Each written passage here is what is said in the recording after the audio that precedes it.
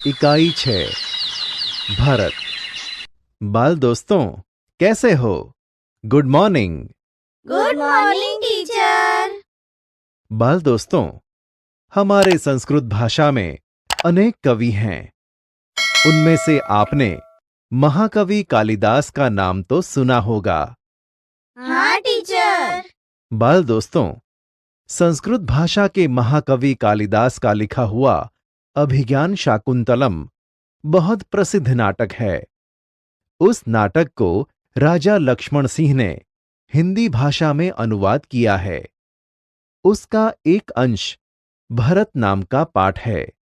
तो चलो, आज हम राजा लक्ष्मण सिंह ने हिंदी में अनुवाद किया हुआ पाठ भरत देखते हैं और समझते हैं। बाल दोस्तों, उससे पहले हम राजा लक्ष्मण सिंह के बारे में छोटा सा परिचय देखते हैं। राजा लक्ष्मण सिंह का जन्म आगरा में सन 1926 में हुआ था। राजा लक्ष्मण सिंह हिंदी, संस्कृत, अंग्रेजी, फारसी, बंगला और अरबी भाषा के जानकार थे। इनकी अनेक पुस्तकों का अंग्रेजी और हिंदी में अनुवाद हुआ है। कवि कालिदास के अभिज्ञान शाकुंतलम, मेघदूत और रघुवंश के हिंदी अनुवाद पर इन्हें पुरस्कार दिया गया। कवि कालिदास द्वारा लिखित मूल नाटक अभिज्ञान शाकुंतलम का हिंदी में अनुवाद राजा लक्ष्मण सिंह ने किया था। यह प्रस्तुत पाठ उसी नाटक का एक अंश है। तो चलो, यह नाटक हम देखते हैं। एक बालक सिंह के बच्चे को घसीटते हुए लाता है और दो तपस्विनियां उसे रोकती हुई आती हैं। राजा दुष्यंत पेड़ की ओट से उन्हें देख रहे हैं।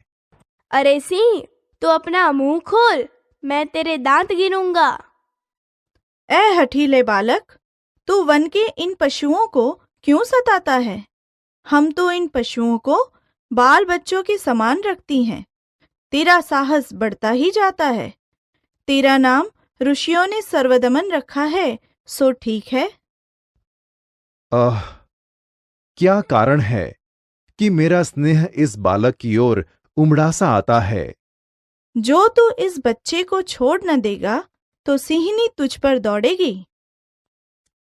हा हा हा हा, ठीक है, सिंहनी का मुझे ऐसा ही डर है। यह बालक अवश्य किसी तेजस्वी वीर का पुत्र है। इसका मुख अग्नि के समान दमक रहा है। हे प्यारे बालक, सिंह के बच्चे को छोड़ दे, मैं तुझे खिलौना दूंगी। पहले खिलौना दे दो। लाओ, कहाँ है? आहा, इसके हाथ में चक्रवर्तियों के लक्षण हैं। उंगलियों पर कैसा अद्भुत जाल है और हथेली की शोभा प्रातः कमल को भी लज्जित कर रही है। हे सखी सुव्रता, यह बातों से न मानेगा। जा, मेरी कुटिया में ऋषि कुमार के खेलने के लिए मिट्टी का मोर रखा है, उसे ले आ। मैं अभी लिए आती हूँ। तब तक मैं इसी सिंह के बच्चे के साथ खेलूंगा। हा हा हा हा। इस सुंदर बालक से खेलने को मेरा मन कैसा ललचाता है। धन्य हैं वे मनुष्य जो अपने पुत्रों को गोद में लेकर उनके अंग की धूलि से अपनी गोद मैली करते हैं और पुत्रों के मुख अकारण हंसी से खुलकर उज्जवल दांतों की शोभा दिखाते और तुतले वचन बोलते हैं। क्यों रे ढीठ, तू मेरी बात कान नहीं धरता? कोई ऋषि कुमार यहाँ है? हे महात्मा, तुम ही आओ और कृपा करके इस बलि बालक के हाथ से सिंह के बच्चे को छुड़ाओ। अच्छा, हे ऋषि कुमार, तुमने तपोवन के विरुद्ध यह आचरण क्यों सीखा है जिससे तुम्हारे कुल की लाज जाती है? यह तो कोई अच्छी बात नहीं। हे बड़भागी, यह ऋषि कुमार नहीं है। सत्य है, उसके काम ही ऐसे साहस के हैं। यह ऋषि कुमार नहीं जान पड़ता, परंतु मैंने तपोवन में वास देख इसे ऋषिपुत्र जाना था। आहा, जब इसका हाथ छूने से मुझे इतना सुख हुआ है, तो जिस बड़भागी का यह बेटा है उसे कितना हर्ष होता होगा। बड़े अचंभे की बात है। तुम्हें क्यों अचंभा हुआ? इसलिए हुआ कि इस बालक की और तुम्हारी सूरत बहुत मिलती है, और तुम्हें जाने बिना भी इसने तुम्हारी बात मान ली। हे तपस्विनी, जो यह ऋषि कुमार नहीं है तो किस वंश का है? यह पुरुवंशी है। इसलिए इसकी सूरत मुझसे मिलती है। पुरुवंशियों में यह रीति तो निश्चित है कि युवा अवस्था में वे महलों में रहकर पृथ्वी की रक्षा और पालन करते हैं, और वृद्धावस्था आने पर वन में जितेंद्रिय तपस्वियों के आश्रम में वृक्षों के नीचे कुटीर बनाकर रहते हैं।